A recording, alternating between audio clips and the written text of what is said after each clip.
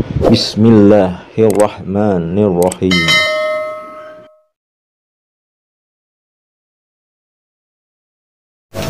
A'udzubillahi minasyaitonirrajim. Bismillahirrahmanirrahim.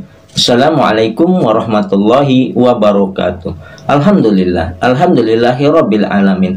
Wassalatu wassalamu ala asrofil anbiya'i wal mursalin wa ala alihi wa sahbihi rasulillahi ajmain. Ashhadu alla ilaha illallah wa ashhadu anna muhammadar rasulullah. Allahumma sholli wa sallim wa barik wa karim wa azim ala sayyidina wa habibina wa syafi'ina wa qurrati ayunina wa maulana Muhammadin wa ala alihi wa ashabihil kiram wa man tabi'ahum bi isani ilahi yaumiddin, amma ba'du. Bersyukur kita hanya kepada Allah Subhanahu wa ta'ala yang telah memberikan kita banyak kenikmatan, nikmat yang utama yaitu nikmat iman, nikmat sehat, nikmat Islam, dan tentunya nikmat kesempatan dan waktu luang sehingga kita dapat dipertemukan kembali di channel Cahaya Al-Qud ini yang insya Allah selalu membahas hal-hal yang bermanfaat, baik itu manfaat di dunia dan kelak manfaat di akhirat. Amin ya robbal alamin.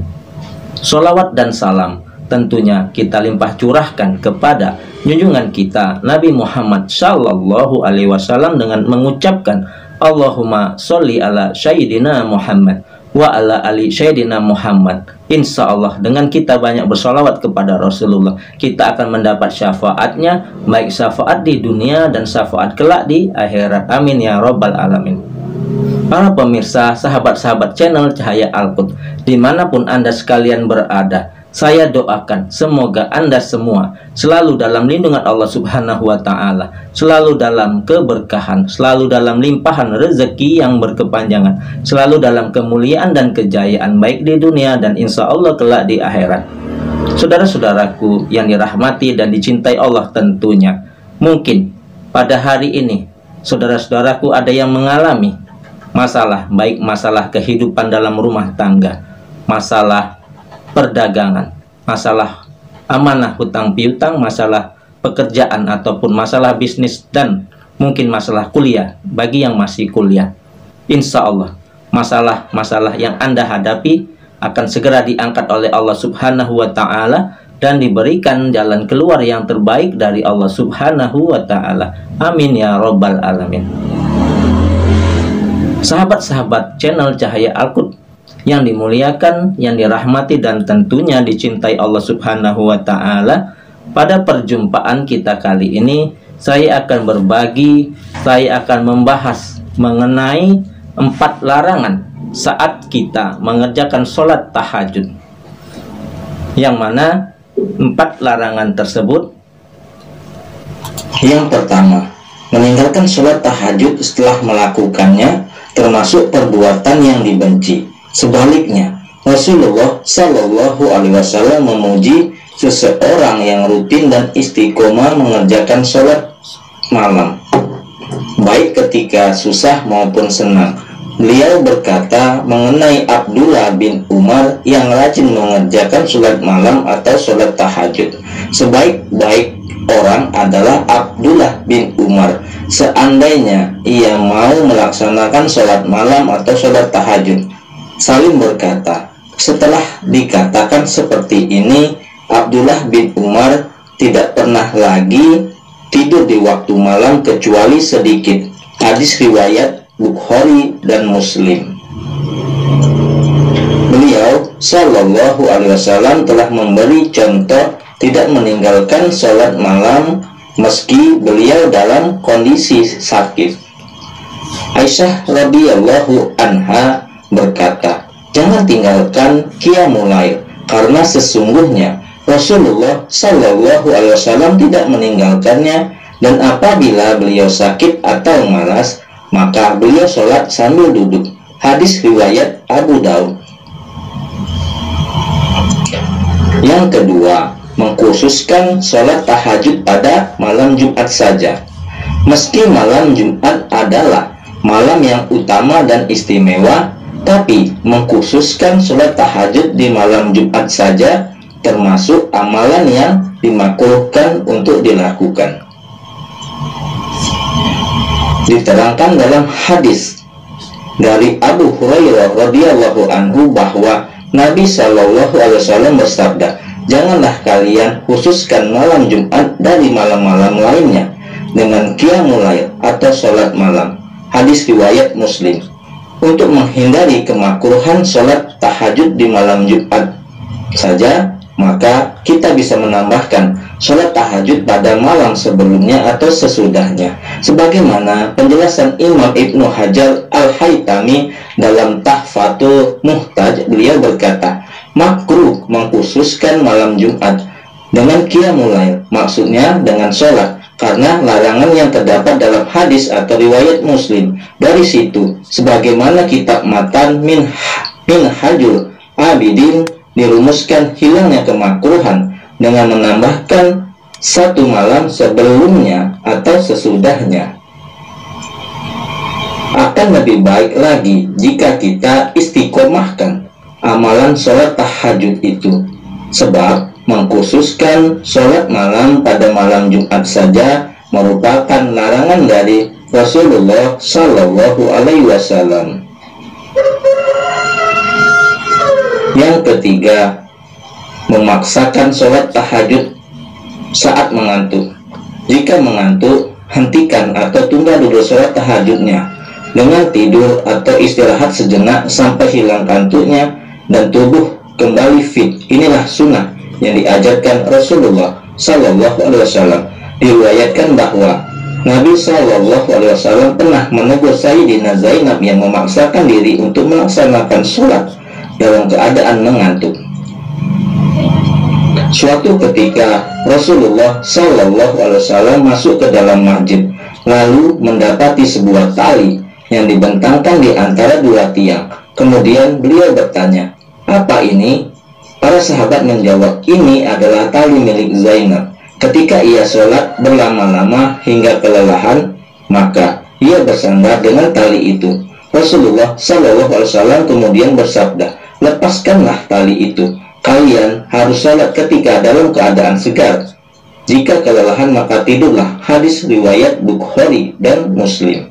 Memaksakan sholat dalam kondisi mengantuk itu dilarang, sebab akan memberatkan, menghilangkan kekusukan, bahkan bisa mengakibatkan kesalahan dalam sholat. Nabi Muhammad SAW bersabda, jika salah seorang di antara kalian dalam keadaan mengantuk dalam sholatnya, hendaklah ia tidur terlebih dahulu hingga hilang mengantuknya. Karena jika salah seorang di antara kalian tetap sholat, sedangkan ia dalam keadaan mengantuk, ia tidak akan tahu. Mungkin ia bermaksud meminta ampun, tetapi ternyata ia malah mencela dirinya sendiri. Hadis riwayat Bukhari.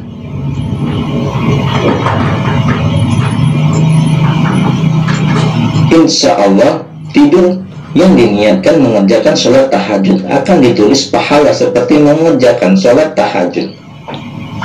Nabi Muhammad SAW bersabda, siapa yang mendatangi tempat tidurnya dan ia berniat melaksanakan sholat malam, lalu ia tertidur hingga pagi, maka dia tetap mendapatkan apa yang ia niatkan. Hadis riwayat Ibnu Majah dan Nasa'i. Tidaklah seseorang berniat mengerjakan sholat pada malam hari, lalu ia tertidur, melainkan Allah akan menetapkan baginya pahala sholatnya, sedangkan tidurnya itu menjadi sedekah baginya. Hadis riwayat Nasa'i. Dan yang keempat, bertahajud semalaman setiap hari. Meski sholat tahajud itu baik diamalkan setiap malam, tapi bukan berarti dengan cara yang memberatkan, sebab memberatkan dalam amalan itu bukan termasuk sunnah yang dianjurkan, bahkan dilarang.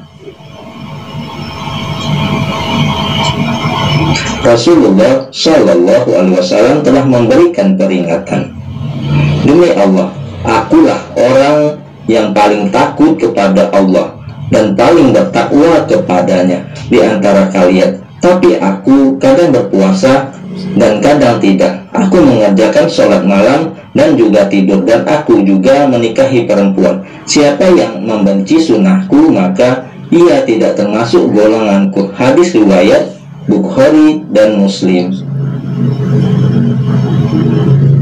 Beliau Shallallahu Alaihi Wasallam juga telah mencontohkan seperti yang disebutkan Sayyidina Aisyah radhiyallahu anha. Ia berkata, aku tidak pernah melihat Rasulullah Shallallahu Alaihi Wasallam mengerjakan qiyamul lail semalaman sampai subuh, dan tidak pula pernah melihat beliau berpuasa berturut-turut kecuali di bulan Ramadan. Hadis riwayat Muslim. Maka dalam melaksanakan sholat tahajud itu tidak boleh berlebih-lebihan hingga memberatkan yang akhirnya terputus di tengah jalan, apalagi jika sampai melalaikan kewajiban yang seharusnya ditunaikan. Maka yang demikian ini jelas dilarang dan menyalahi kesunahan. Amalkan sholat tahajud itu semampu kita menurut kemampuan masing-masing sehingga mudah diistiqomahkan. Nabi Shallallahu Alaihi Wasallam memperingatkan, dan Nabi Shallallahu Alaihi Wasallam memerintahkan, lakukan amal-amal yang kalian sanggup melaksanakannya, karena Allah tidak akan merasa bosan hingga kalian sendirilah yang merasa bosan. Hadis riwayat Bukhari dan Muslim. Jika misalnya mampunya hanya 2 rakaat, maka itu sudah cukup dan jangan ditambah. Lebih baik sedikit tapi istiqomah daripada banyak tapi terputus di tengah jalan. Nabi Shallallahu Alaihi Wasallam pernah ditanya, amal mana yang paling disukai Allah Subhanahu Wa Taala? Beliau menjawab, yang paling kontinu meski ia sedikit. Hadis riwayat Bukhari dan Muslim. Nah, saudara-saudaraku yang dimuliakan, yang dirahmati, dan tentunya dicintai Allah Subhanahu wa Ta'ala. Nah, itulah tadi mengenai 4 larangan saat kita mengerjakan sholat tahajud.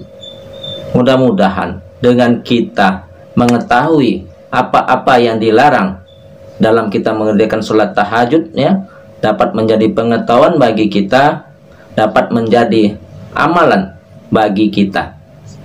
Dan kembali, ya, saya simpulkan, ya, yang mana 4 larangan tadi adalah yang pertama, meninggalkan sholat tahajud setelah melakukannya, ya. Jadi kalau kita sudah melaksanakan sholat tahajud, alangkah baiknya kita laksanakan secara terus menerus, kita laksanakan secara istiqomah sampai akhir hayat kita, ya. Insya Allah balasan yang terbesar yaitu adalah surganya Allah Subhanahu wa Ta'ala. Kemudian yang kedua, mengkhususkan sholat tahajud pada malam Jumat saja, ya. Artinya kita mengerjakan sholat tahajud, ya, bukan pada malam Jumat saja tetapi setiap malamnya.